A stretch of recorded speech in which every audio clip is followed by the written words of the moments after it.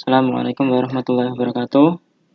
Sebelumnya perkenalkan, nama saya Saif Izul Haq dengan NIM 21120119130080. Di sini saya akan menjelaskan sedikit dan melakukan sebuah simulasi tentang paket tracer 3.2.8, yaitu tentang investigate of VLAN implementation. Baik, di sini di ketentuannya sudah dicantumkan addressing table, tiap device, interface, IP address, beserta subnet mask sama default gateway. Kemudian di sini kita bisa melihat ya, di objektif ada dua part. Yang pertama yaitu observe broadcast traffic and VLAN implementation. Kemudian yang part 2, observe broadcast traffic without VLANs. Langsung saja di instructionnya ya. Untuk yang part yang pertama yaitu observe broadcast traffic and VLAN implementation. Jadi step 1. Step 2 nya itu disuruh ping dari PC1 ke PC6. Nah, jadi kita disuruh menunggu supaya semua linknya ini berwarna hijau. Jadi berhubung ini sudah hijau, kita langsung next ke step selanjutnya. Klik simulation tab. Kemudian kita tambahkan simbol video, add simbol video di PC1, kemudian di PC6. Setelah itu klik the capture or forward button, di klik yang ini ya. Jadi kita mengamati dari PC1 ke switch 2, kemudian dilanjutkan ke switch 1, kemudian dilanjutkan di PC7 sama switch 3, kemudian setelah itu di forward ke PC4. Jadi kita disuruh klik terus ini ya sampai keluar buffer full window-nya keluar. Oke, kita tunggu, ini masih loading ya, not responding. Oke, kita klik lagi.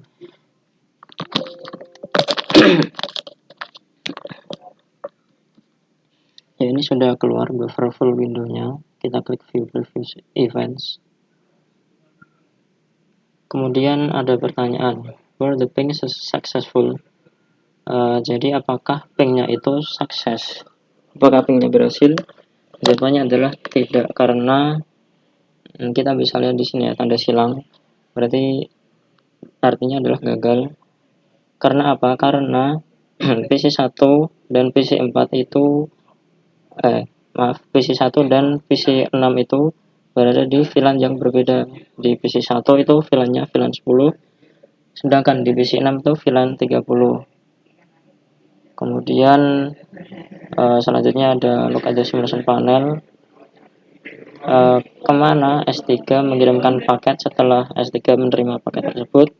Kita bisa lihat di sini S3 di forward ke PC4. Mari kita lihat dengan ini ya, di previous. Nah, ini di S1 kirim ke PC7 sama S3, terus dari S3 dilanjutkan ke PC4. Jadi kenapa S3 dilanjutkan ke PC4 bukan ke PC6? Karena itu awalnya source-nya itu PC1 ada di VLAN 10 ya. Sedangkan PC6 itu VLAN 30, dan PC yang terhubung di S3 yang VLAN-nya VLAN 10 adalah PC4 saja. Jadi S3 mengirimkan atau forward paket tersebut ke PC4. Kemudian karena PC4 itu bukan tujuannya, maka itu di discard. ARP request-nya itu di discard. Jadi tandanya kayak silang gini. Kemudian kita lanjut ke step 2, yaitu ping from PC1 to PC4. Jadi kita disuruh buat skenario baru di ini ya, klik new. Kemudian kita lakukan hal yang sama, hanya saja di source sama destinasi yang berbeda, yaitu dari PC1 ke PC4. Kemudian langsung saja kita forward. Kita lihat, kita amati alurnya seperti bagaimana. Jadi tadi dari PC1 ke S2, switch 2, dari switch 2 ke switch 1, kemudian dari switch 1 ke PC7 dan S3, kemudian dari S3 dikirim ke PC4. Nah, kemudian dari PC4 itu dia mengirim feedback ya ke PC1, alurnya itu tadi dari PC4 ke S3, dari switch 3 ke S1, dari 1 ke S2, kemudian S2 ke PC1. Kemudian kita klik lagi, ini ngasih feedback lagi ya, sampai buffer windownya keluar.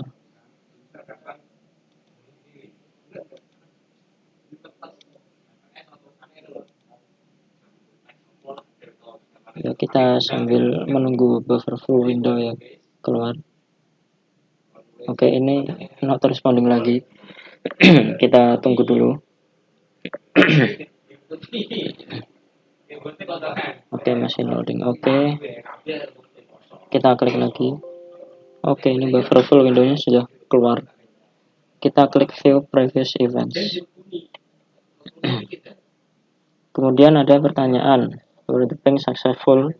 Apakah ping tersebut sukses atau berhasil? Jawabannya adalah iya.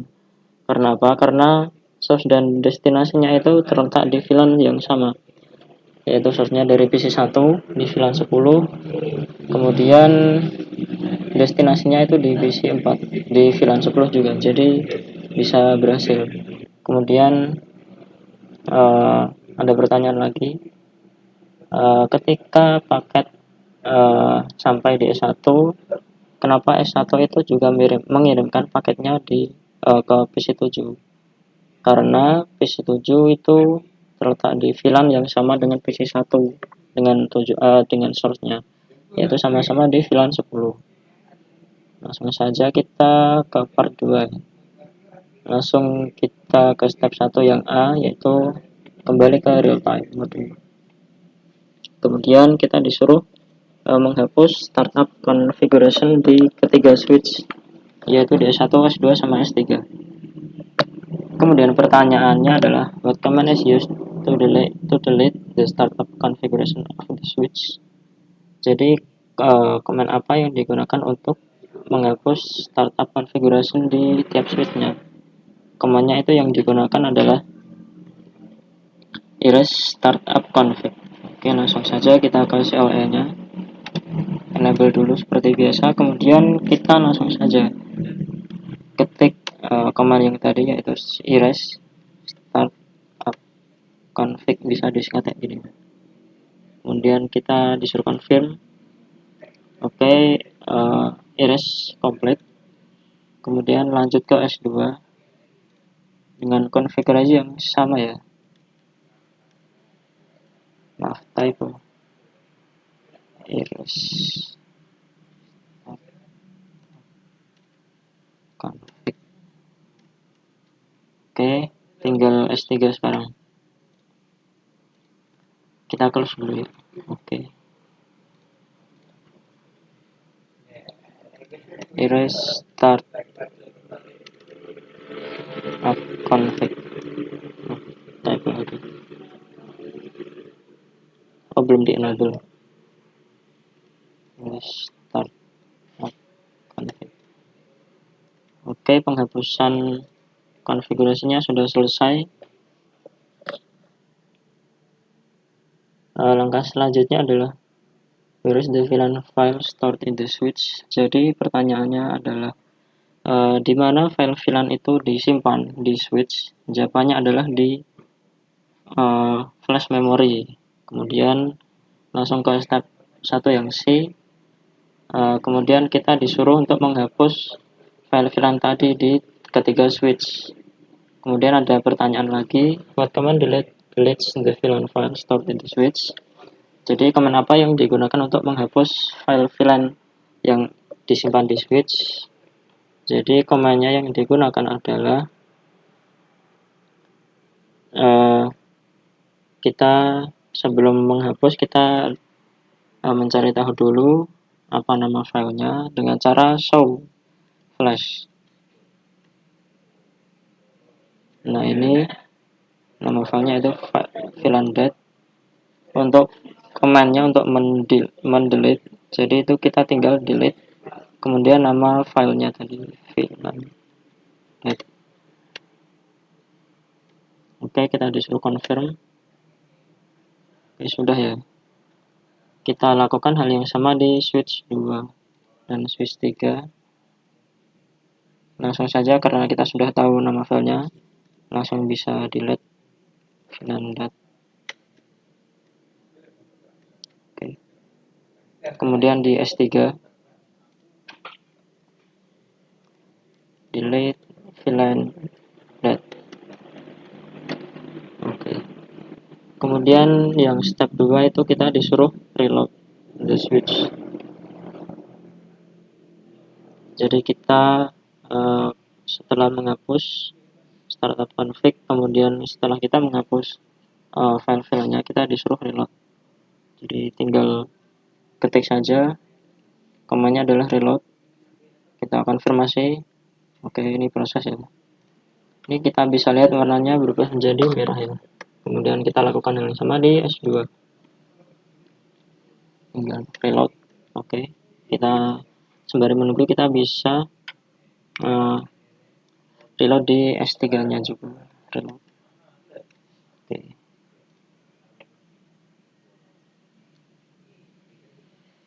Ya, di sini kita harus menunggu sampai linknya itu berwarna hijau semua. Untuk mempercepat kita langsung saja klik fast forward sampai hijau semua.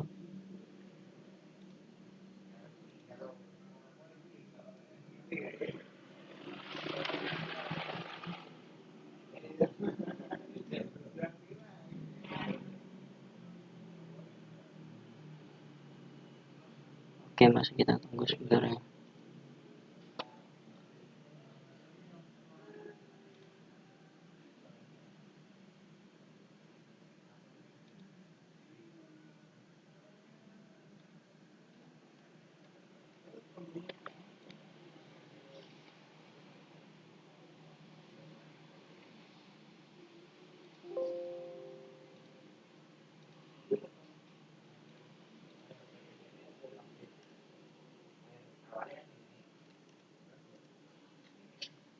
Oke, kita reload lagi S3-nya ya.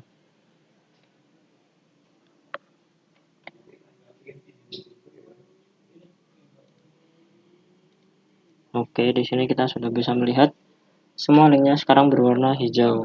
Langsung saja kita step 3 yang B, kita disuruh memilih skenario 0. Kemudian kita pindah di simulation mode. Kemudian kita tinggal mengklik capture forward untuk melihat prosesnya tadi. Dari PC1 ke switch 2. Dari switch 2 broadcast ya, kita bisa melihat diteruskan ke PC2, PC3 sama switch 1. Kemudian dari switch 1 dia meneruskan ke PC7, PC8, PC9 sama switch 3. Kemudian dari switch 3 diteruskan ke PC6, PC5 dan PC4. Langsung kita teruskan sampai buffer full window-nya itu muncul tadi. Yang mungkin mengalami not responding lagi ya. Kita klik lagi sampai muncul.